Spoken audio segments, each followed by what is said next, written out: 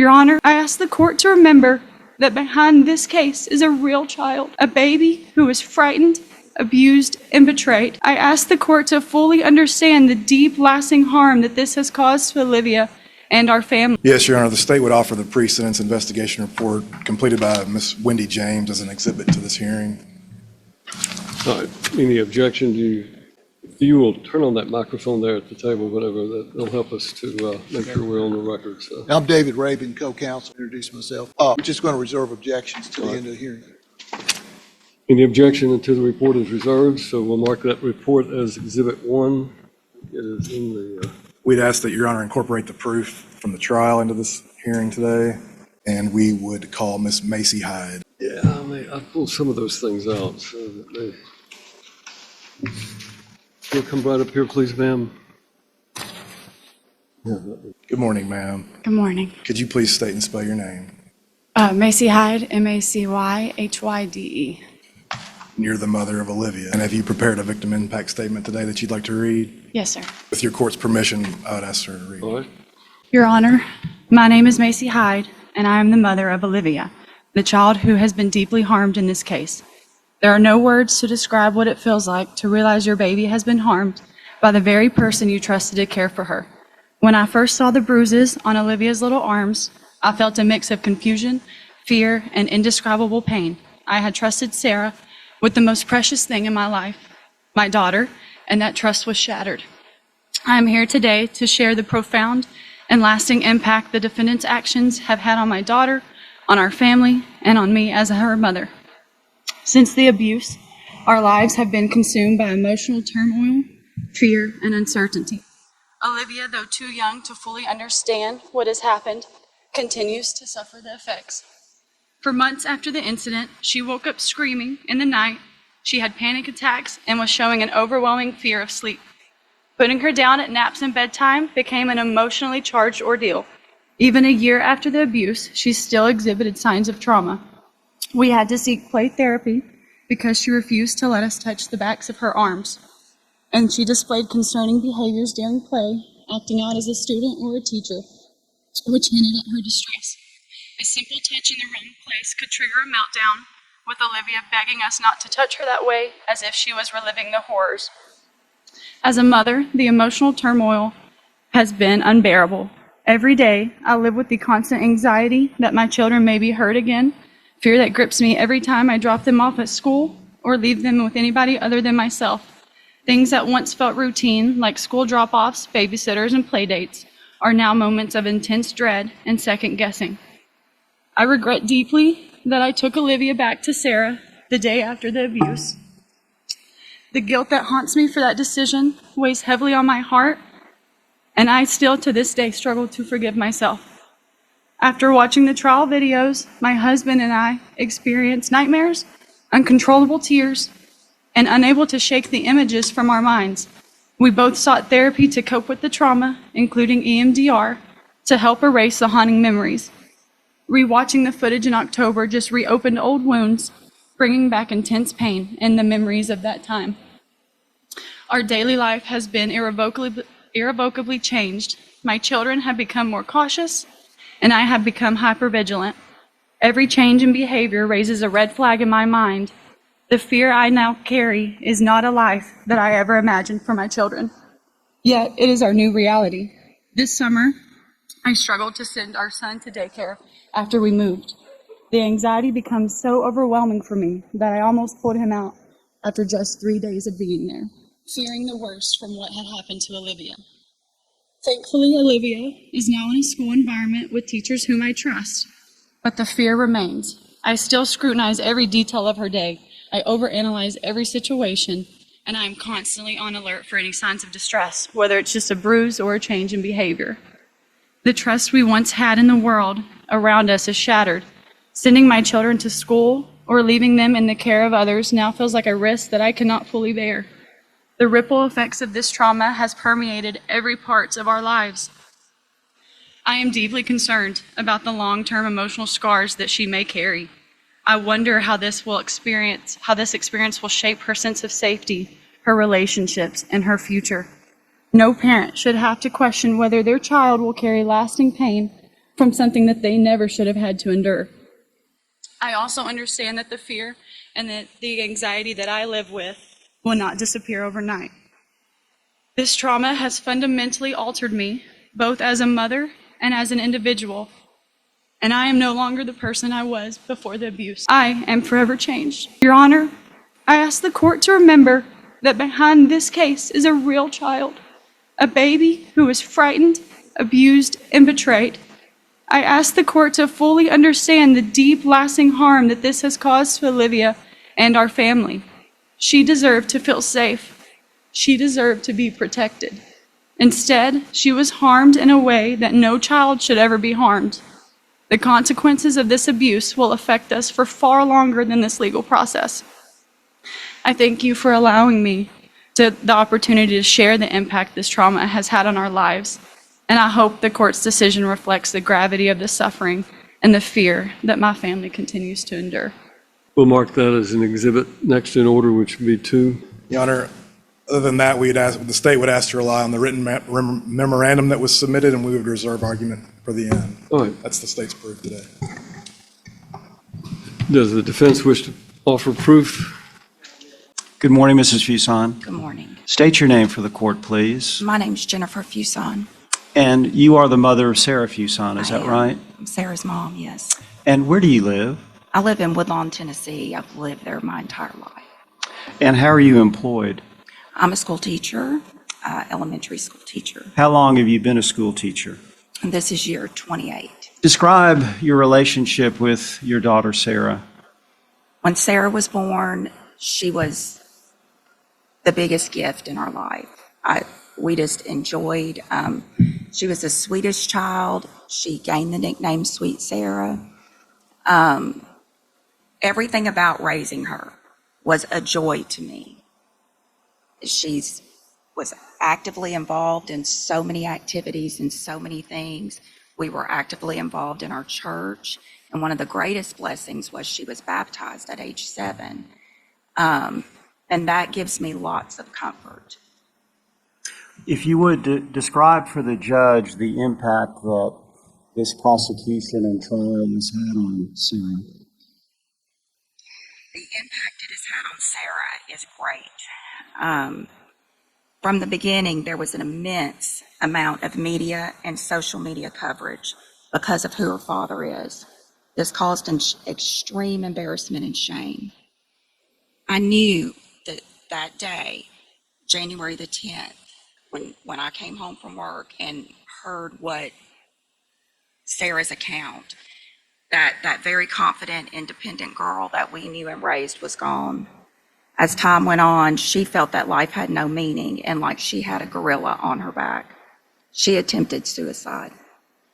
We committed her to a mental hospital for a couple of weeks. She came home on lots of mind-altering medications. The medications would change off and on. In the process, she's gained about 50. Got her kind of back a little bit mentally stable. Trying to get a new job was very embarrassing, to say the least.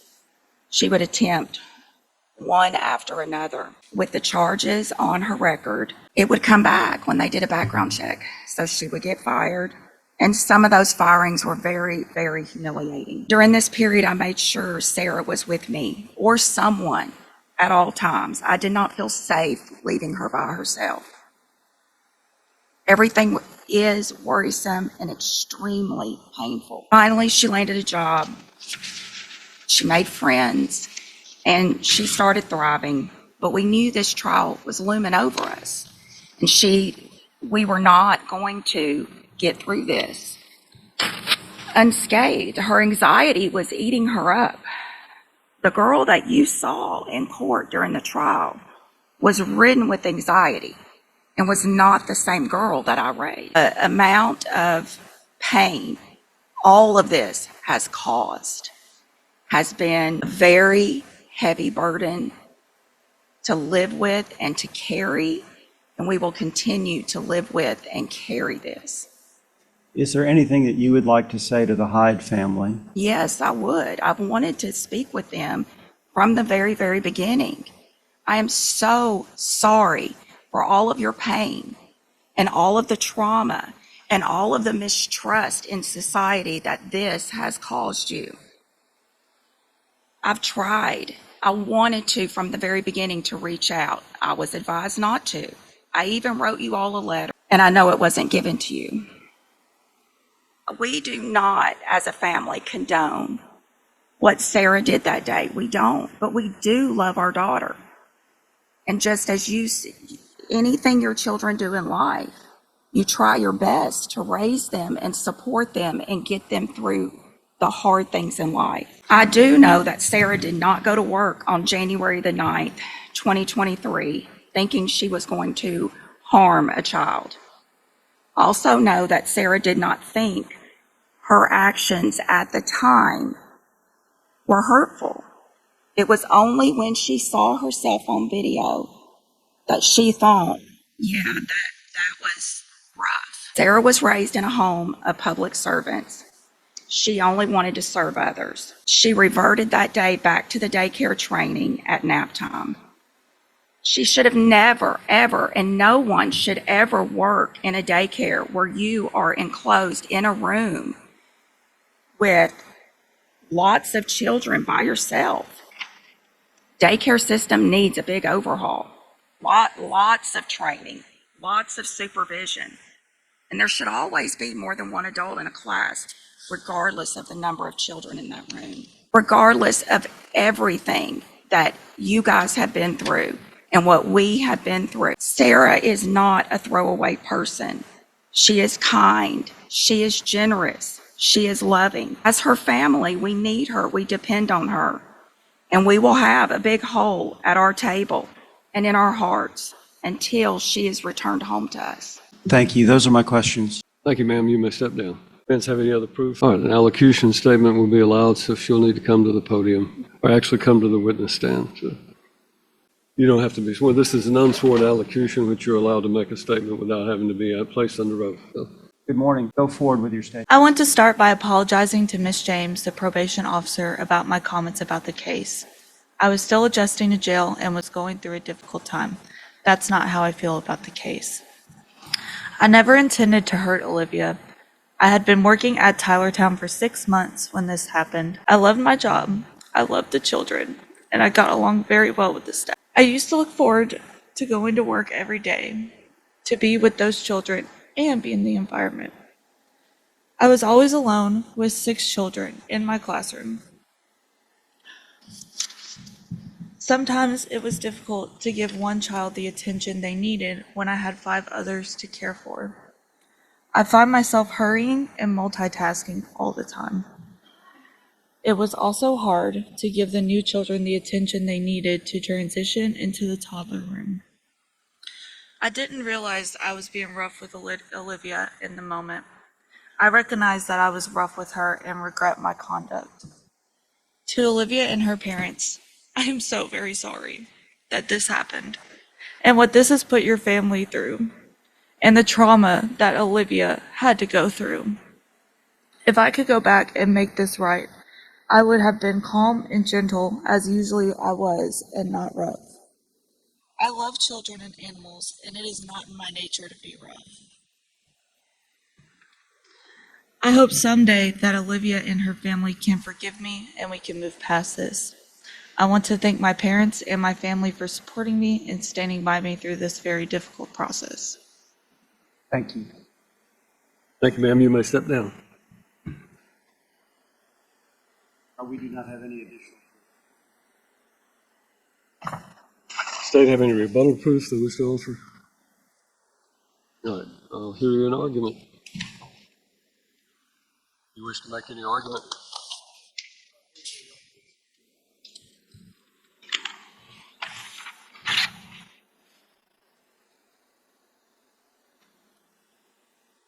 Just as it relates to enhancement factor 4 that the state included in its memorandum, see the response from Ms. Fuson that we received yesterday. We think the language in the Adams court is clear. The court states that the vulnerability enhancement relates more to the natural, physical, and mental limitations of the victim than merely to the victim's age. And The state submits that in this case, we're dealing with a 13-month-old victim that did not have the ability to resist in any way. She didn't have the ability to tell someone and ask for help, nor did she have the ability to testify as to what occurred at a later date, which is what the language that is cited in the Walton case as well, that the state included in its memorandum. As far as enhancement factor 14, we think the language in that is clear. It says position of trust or a professional license. We submit that Ms. Fuson was in a position of trust, no greater trust than caring for that of someone else's children. We submit that enhancement factor 14 does apply in this case. And the same with enhancement factor 15. We think the wording of that is clear as well. It states that this occurred on the grounds of a pre-kindergarten through grade 12 while children were present. The proof showed that this occurred on the grounds of a pre-kindergarten while children were present. It doesn't mention anything about it has to be an attack on the school itself. It just says while they're present. That's what occurred in this case. We think all three enhancement factors apply, and we'd ask that Your Honor include those in your consideration.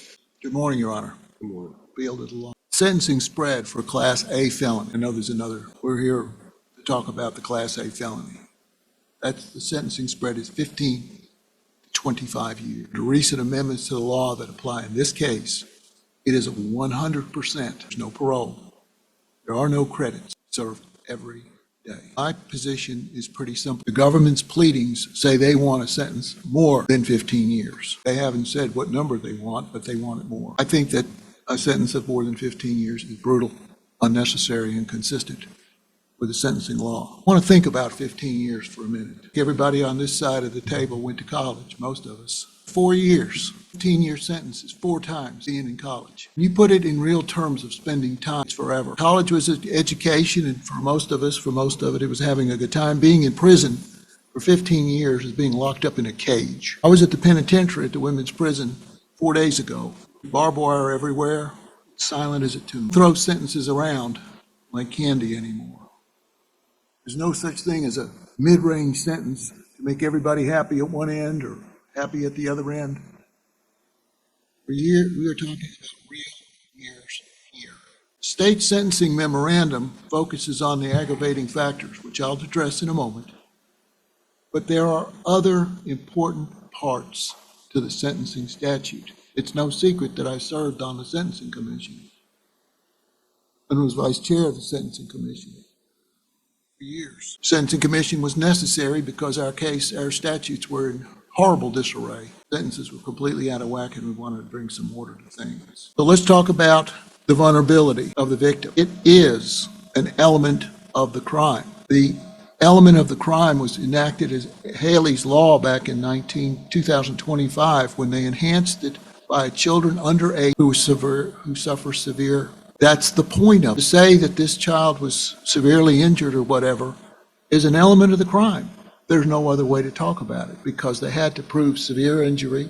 They had to prove that the child was under 8. This is the same exact thing. And if it does apply, it is so close to an element of defense, it runs the risk of double counting. I suggest that factor's off the table. Now, the next factor is that this happened in a place where there's children.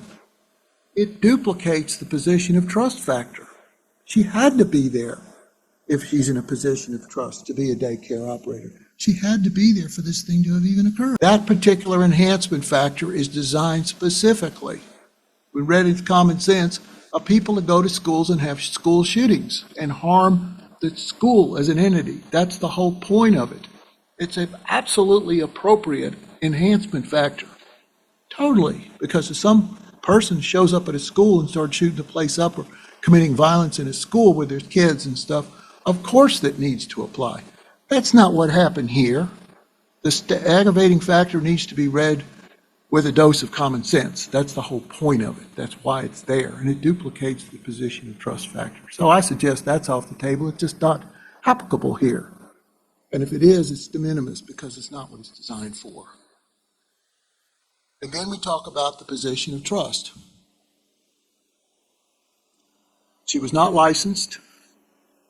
She was in a position of care of these children. And yes, so I suggest that that enhancement factor may apply to some degree because she had care of the children. I was not unmoved by the mother's testimony at what happened to her child, that she put her child in the care of the daycare and my client. So is there a position of trust there? To some degree, there is. I don't want to be disingenuous and say that it's an irrelevancy. Of course it is. But I suggest that it duplicates the other factors to where they don't apply, so we're just dealing with the one situation.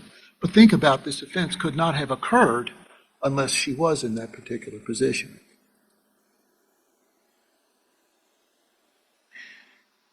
So it's duplicative. Now, let's talk about the mitigation, which we have to consider, because you consider the aggravating factors and the mitigating factors. The mitigating factors are abundant. My client, I don't think, had ever been arrested in her life. No prior record at all. This event occurred on one occasion, and not like the many child abuse cases that Your Honor sees where it goes on for weeks and months and years. It's an isolated event. So those are mitigating factors there. The fact that she tried to commit suicide, the fact that she was despondent over what she had done, is huge mitigation in the case and detracts from whatever abuse there exists. And so I suggest that when you consider all this mitigation involved in the case, that 15 years is the appropriate sentence. Now, there are other factors that the court would want to consider. When the statutes were enacted, they were 30%, 35% for range one offenders, which she is. The sentencing grid was designed for parole. That's the way it was. So when you have a sentence of Class A of 15 to 25 years and there's a 30% parole, the courts would consider parole as part of it. Even if you gave the minimum of 15, then the person would be eligible after 5.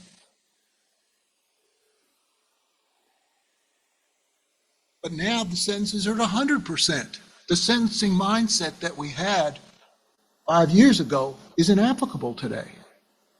Our sentences have gotten inflated, but there's no change in the sentencing lengths. It doesn't work the other way, unfortunately, when the sentences are at 100%. So we don't have to talk about the fantasy that we engaged in where you say, well, you give somebody 9 years and maybe they'll be out and free and maybe they won't. So maybe we can adjust the sentence accordingly. This is real time. It's just like the federal government. When Mr. Steins and I go to federal court, it's 100% over there too. But the federal government had some common sense. You can believe that. They reduced the sentence lengths to account for doing away with parole. And we engaged in utter madness in our state, where we left the grids the way they were and went up there. This is not the time or place for me to complain about that. We'll pay the price for that one day. And there'll have to be another sentencing commission to undo all this mischief. But the problem is, Your Honor is imposing a sentence today that's 100%. That will not change. We incarcerate more women in this country than any other country in the world, with the exception of some Middle Eastern countries. Purposes of the sentencing and the guidelines must be considered. Your Honor knows that. The court's going to articulate that. Let's talk about that. The sentence says under 102 must be imposed that is justly deserved in relationship to the seriousness of the offense. Justly deserved. Why in the world does this girl need more than 15 years at 100%? The law also requires elimination of unjustified. Punishment must consider restraining defendants with a lengthy history of criminal conduct. That we not have that here. Ms. Fuson does not have any prior history. Next, the court has to consider whether other measures less restrictive than confinement have been applied unsuccessfully. She'd been on probation 5 times, violated them. Of course the court would consider that. So we've tried everything we can. Your Honor does that every day. That's not what we have here. Most importantly, the sentencing principle says the sentence imposed should be no greater than that deserved for the offense committed.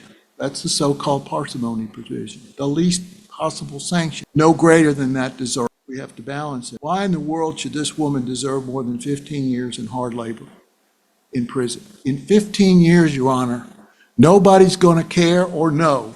Are we now having inmates perform hard labor like chain gangs in the prison No, system they that I'm don't, but unaware that's of? what the statute seemed, the statute said you got to give them a Bible, that they're, they have these I archaic. just didn't know when you mentioned 15 years at hard labor that was actually an accurate representation of our prison No, system. not any, well, I understand it's an eloquent reference to other images that we create by putting people in prison, but go ahead, I'm sorry. Your Honor, I don't want to go too far afield, but I have had constant calls of prisoners being subject to abuse and killed in prison.